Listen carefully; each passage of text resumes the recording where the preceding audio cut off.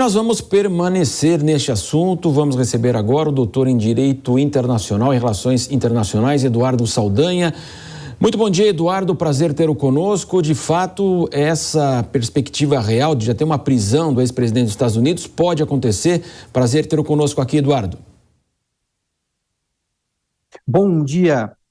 Na verdade, a gente tem que esclarecer alguns pontos importantes nesse caso, né? Primeiro, nós não estamos falando de um tribunal do júri, né? Um tribunal que seria presidido por um juiz, né? Nós estamos falando do grand jury, que é uma figura que nós não temos no Brasil, né? É uma figura que ela é presidida pelo próprio procurador, né? Pelo próprio Alvin Bragg, que está fazendo aí suas investigações na tentativa de um indiciamento de Donald Trump. Então, nós estamos falando de um julgamento onde vai ser determinada a culpabilidade. Simplesmente está se fazendo uma análise se há provas suficientes para indiciar Donald Trump por um crime. Para conversar com você também, Eduardo, eu trago agora o Diogo Schelp, o nosso comentarista aqui no Jornal da Manhã, segunda edição. Pois não, Schelp? Eduardo, bom dia. Bom, pela sua explicação, então, a gente pressupõe que a chance de Trump ser preso, como ele alega, nesse momento é baixíssima e que o que ele está tentando fazer ao convocar os eleitores é justamente criar um fato político, não é? Exatamente, Diogo, tenho que concordar com você. Na verdade, nós não podemos nunca esquecer as fanfarronices do ex-presidente Donald Trump, né?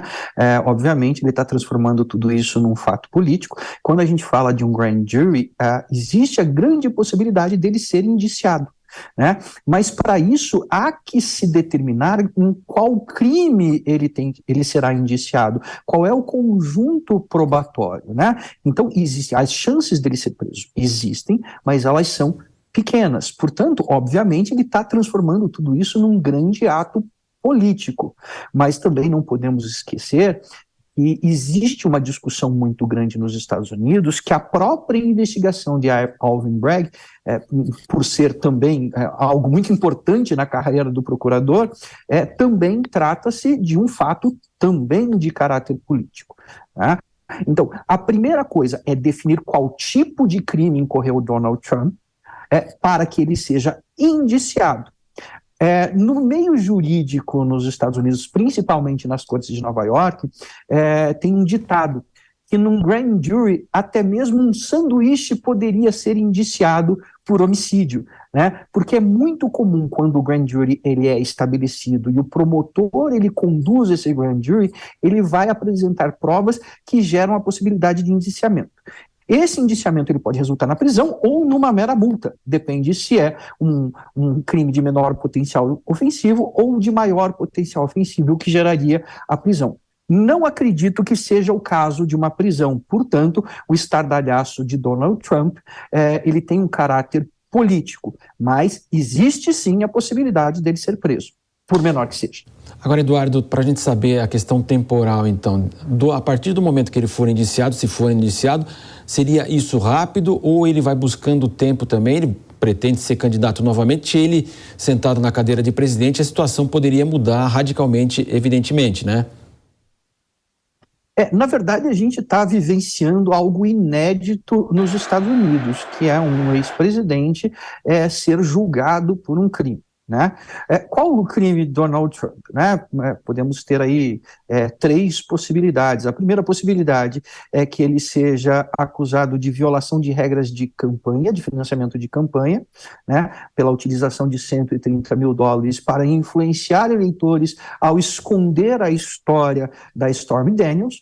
Ele pode ser indiciado pelo crime mais grave, que seria o crime de falsificação de declaração perante as autoridades americanas. Por quê? Porque ele declarou os $130 mil pagos pelo Michael Cohen a Stormy Daniels como honorários advocatícios e não pela celebração de um acordo de confidencialidade. Lembrando que não há qualquer ilegalidade na celebração de um acordo de confidencialidade nos termos como celebrado com a Stormy Daniels, né? O grande problema é se isso pode ser considerado uma violação das regras de campanha ou se pode ser uma declaração falsa quando ele determina que aquilo foi honorários ao advogado. Advogado esse que está prestando depoimento apoiando a tese do Alvin Bragg.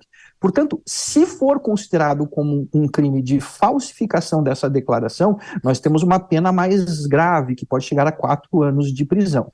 Então, após o indiciamento, nós temos aí sim um tribunal presidido por um juiz que vai determinar a culpabilidade e a penalização do Donald Trump. Entretanto, pode haver sim uma prisão de caráter preparatório se ele for indiciado num crime de natureza mais grave. Se ele for indiciado num crime de natureza menos grave, provavelmente o indiciamento vai ser por uma penalidade de aplicação de uma mera multa, né? Mas vivemos um momento inédito que é um presidente dos Estados Unidos respondendo criminalmente perante um tribunal de Nova York. Diogo Schelp.